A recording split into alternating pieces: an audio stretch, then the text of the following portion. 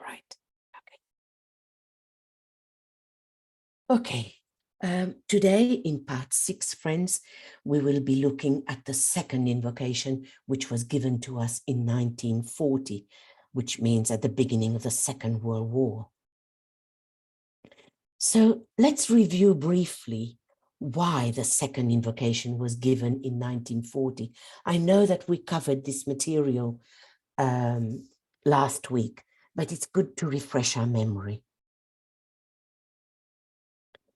So DK tells his disciples that he gave another stanza of the great invocation, let the Lords of Liberation issue forth, and that it is of great power, which is suited to the conditions of war.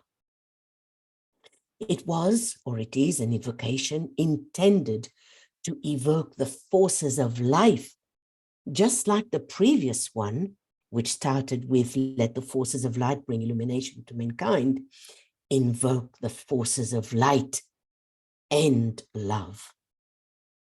So this second invocation could only be successfully used by disciples, advanced thinkers, and hierarchy itself. It was intended to be a test and a decision point in a time of crisis. And I think that it's very relevant today too, friends, because humanity is in a state of crisis as well. So it was offered under this test to the masses, but it was intended primarily for the use of those aspirants and disciples who are not only mystics, but who have made at least some progress in their attempt to tread the occult way. They are mentally focused in their attitude. The higher way is recognized by them.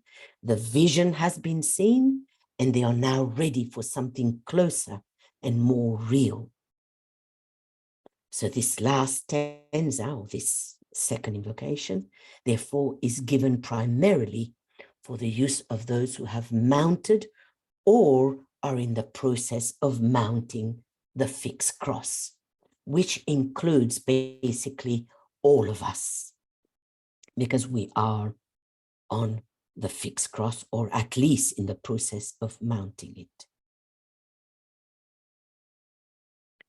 So that was written in 1943. DK said, now again comes opportunity and the possibility of a great approach, which can be the consummation of the work started in 1936. What he means by that is he gave the first invocation in 1936. So this second invocation, therefore, will be another opportunity for the approach to the great ones. And he said, then the battle is on between the forces of light and the forces of evil. And as I said earlier on, we are still in that stage where humanity is battling between the forces of light and the forces of evil. So to end this warfare rapidly and with success, leaving a wide open door to a better world, the forces of life must be called in.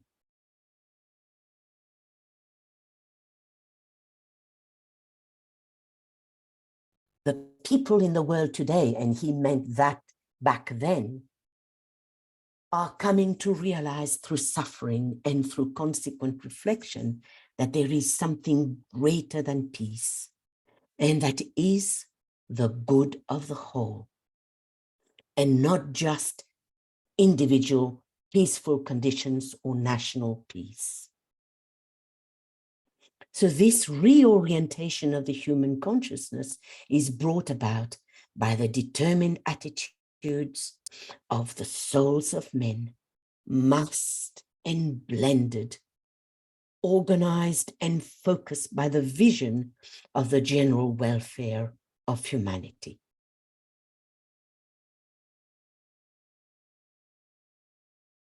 So the second stanza is for the use of those men and women whose aim is the will to good, who think in terms of world service, and who are oriented towards light.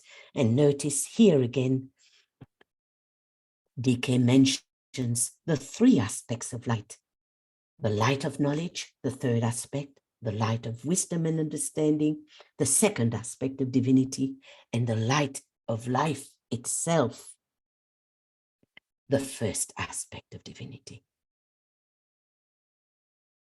So he reminds us that if the will to peace is conditioning you, then you're still working on emotional levels, and your work will then have to be with the first stanza of the great invocation and with its distribution to the masses.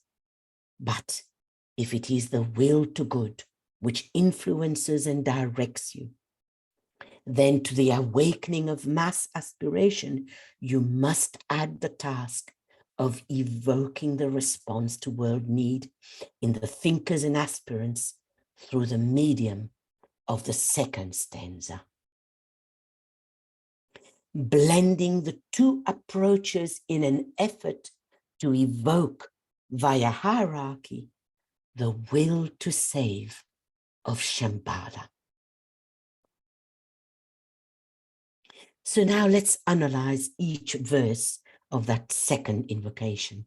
But because of the lack of time, we will not be able to do the 3 verses. We will tackle one verse at a time, like we normally do.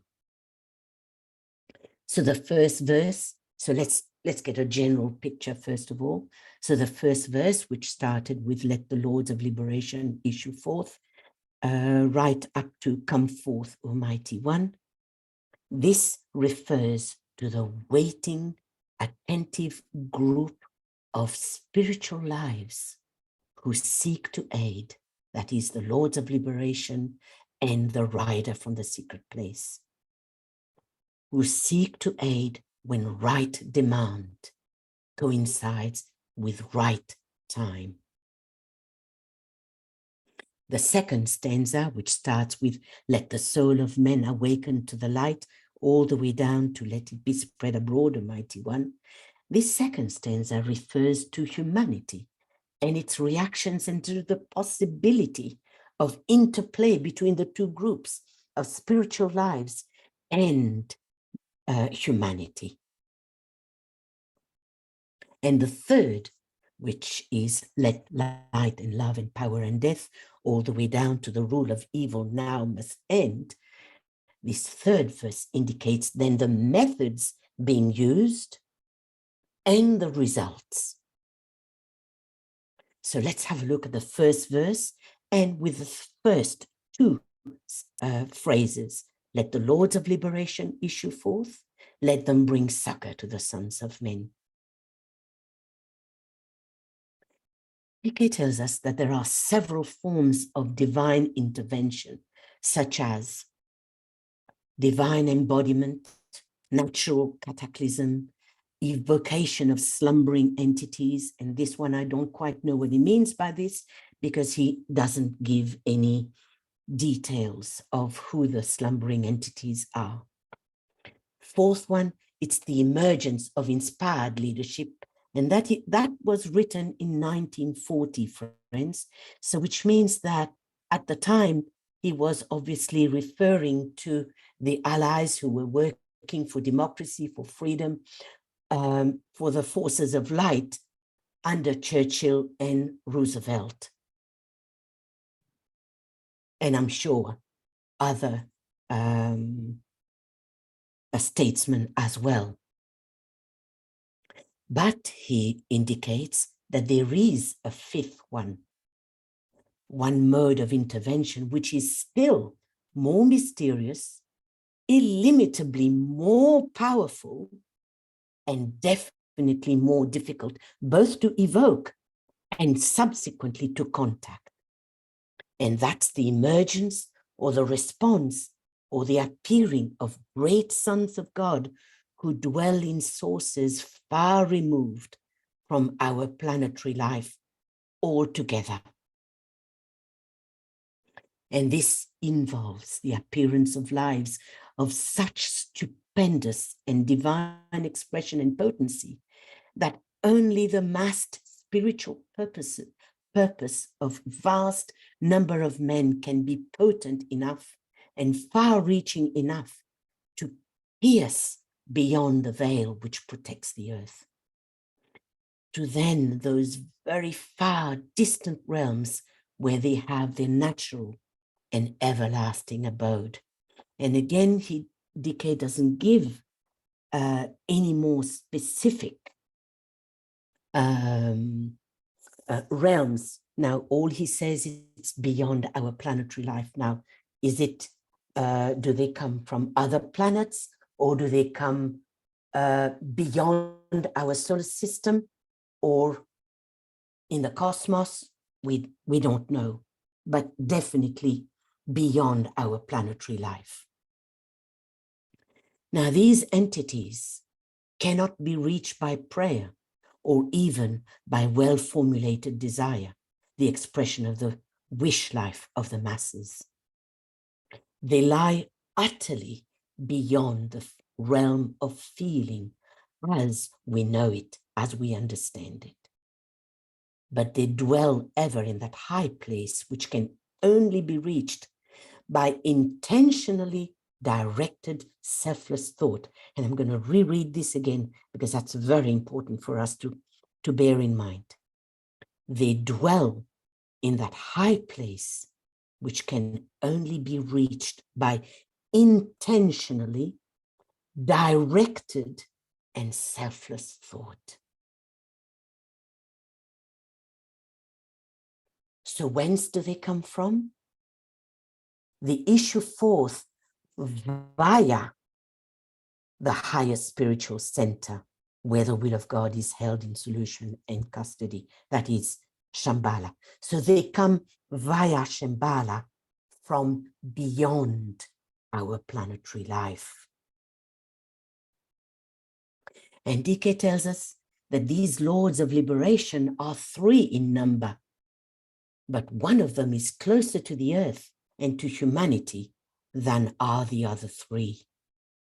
And it is he who can be reached by those who comprehend the nature of freedom and who desire beyond all things to be liberated and to see all the oppressed and enslaved people of the world also liberated. So we can see the selflessness behind this statement here, to see all the oppressed and enslaved people of the world also liberated.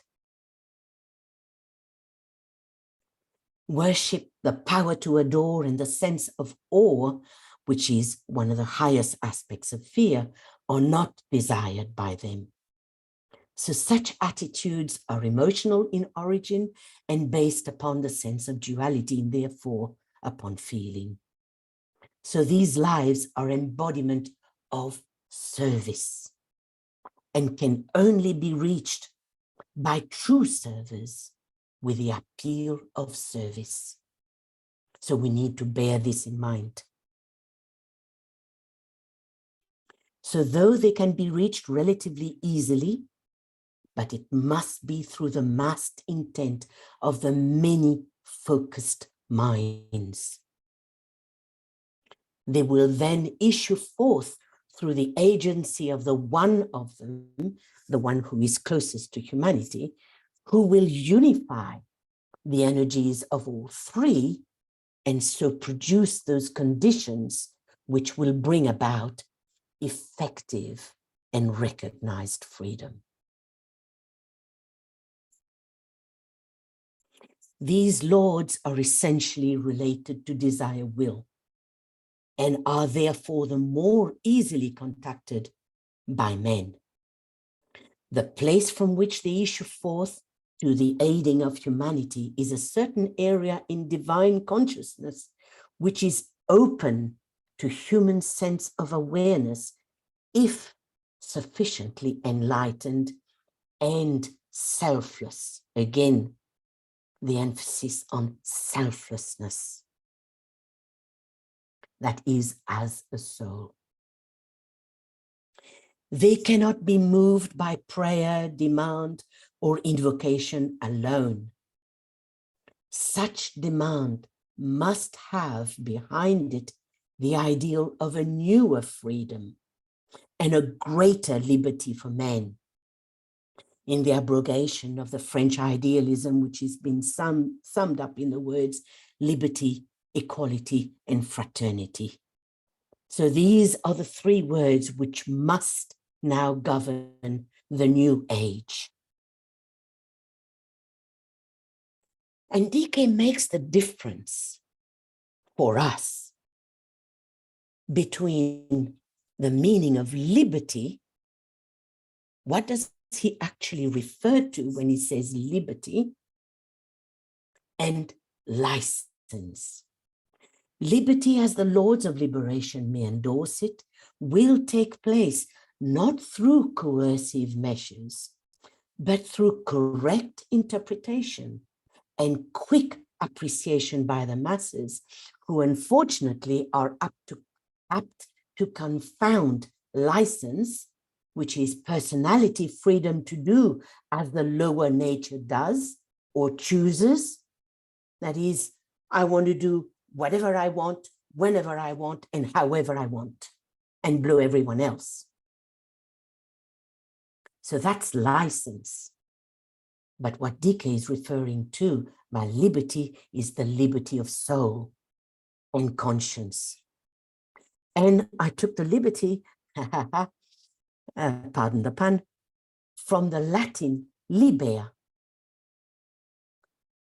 meaning free, unrestricted, unimpeded. But it stems from the Pi root word, luero, I don't know how to pronounce this, which originally meant belonging to the people. So liber belongs to the people. So this points then to the meaning of the new interpretation of liberty from the ageless wisdom point of view of acting for the good of the whole. So that is acting from the soul, acting as the soul who is group conscious and who always acts for the good of the whole. And he gives us a word of warning: unless this world war has in it the seeds of a revelation of a higher human freedom, and unless humanity is ready to express this higher freedom to the best of its ability, it will not be possible for the Lords of Liberation to take action. So DK gives us better and new interpretation of these three words of the French Revolution, which is sorely needed: liberty, equality, and fraternity. So let's take one at a time. So liberty, as the Lords of Liberation may endorse it, is in reality the recognition of the right human relations, really adjusted, willingly undertaken, and motivated by a sense of responsibility, which will act as a protective wall. Why? Because it comes from the soul, right?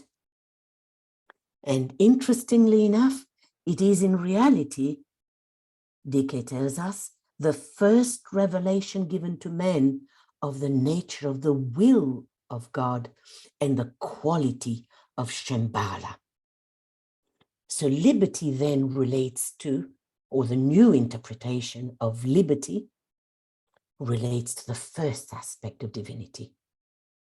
Equality is based on a sense of proportion, of correct self-respect, and understanding of the spiritual yet natural laws of rebirth and of cause and effect, and which will be founded in future centuries on the recognition of the age of a soul's experience and gained development. But it recognizes the origin, which is from the soul realm, We all come from the soul realm, making us equal from that point of view. So this is based then on this, is related to the second aspect of divinity. And the third, fraternity, is something that humanity itself will contribute as an expression of the third aspect of divinity based on right contact and right reaction to contact. Thus, there will be developed gradually the true life theme of humanity, which is brotherhood, third aspect, founded on divine origin, second aspect, equality, and leading to a free and true expression of divinity, liberty. And now let's take the next couple of phrases. Let the rider from the secret place come forth, and coming save. Come forth, O mighty one. DK was referring to, and it was too long for me to add all this, and I thought I'd just tell you. In the Bible or in the Testament, this rider is referred to as the lamb slain for the good of the whole. But DK says that the Orient harks even further back to a much earlier period and to an even still more ancient date, which is very remote in the night of time, when the greater world cycle started in the sign Sagittarius, the archer. So the symbol of this is at the second half of the cycle of Sagittarius is the archer depicted on his horse, whereas the earlier part of the cycle of Sagittarius is depicted as the centaur, half man and half horse. So who can this rider be? Even though DK doesn't come out and say it is such and such, which you will guess very easily from his depiction, well, it is more than obvious who it is. So let's read DK's depiction of this rider. The point to bear in mind is that this rider on the white horse is no extraplanetary entity or life, just like the Lords of Liberation that he mentioned in the first couple of sentences.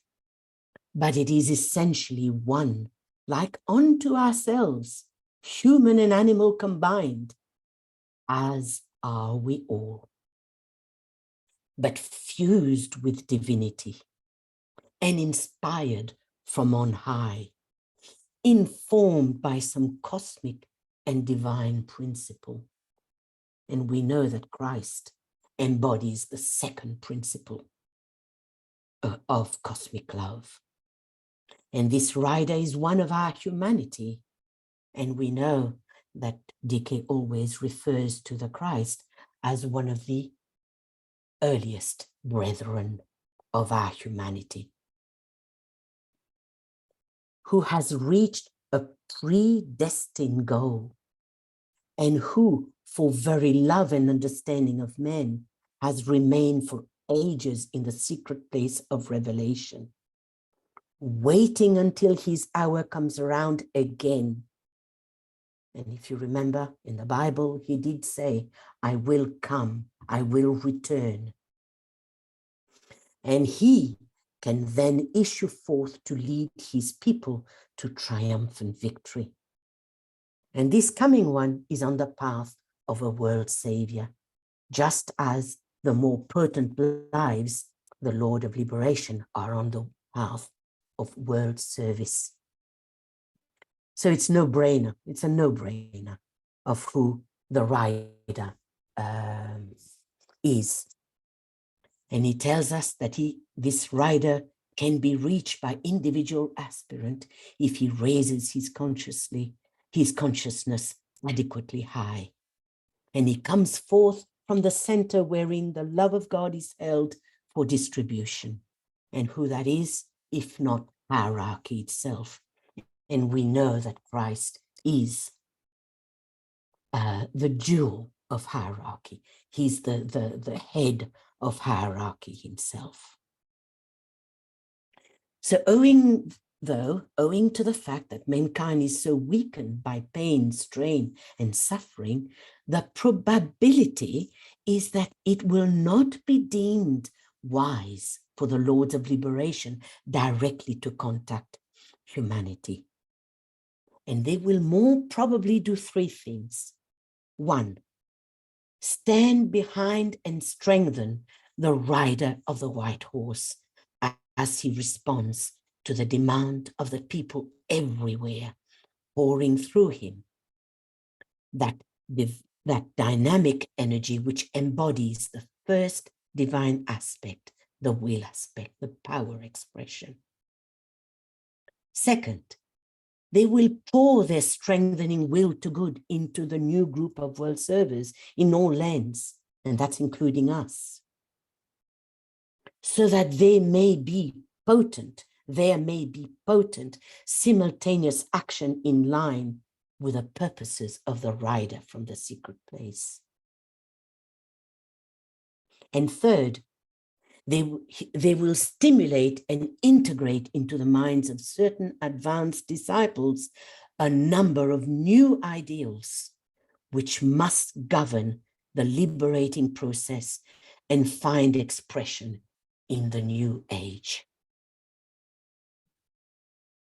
So when this invocation is rightly used and voiced by adequate number of people, those who can in some measure employ the enlightened will may succeed in reaching the Lords of Liberation, in particular the one who's closest to us, and produce as a result a phenomenal intervention of some kind.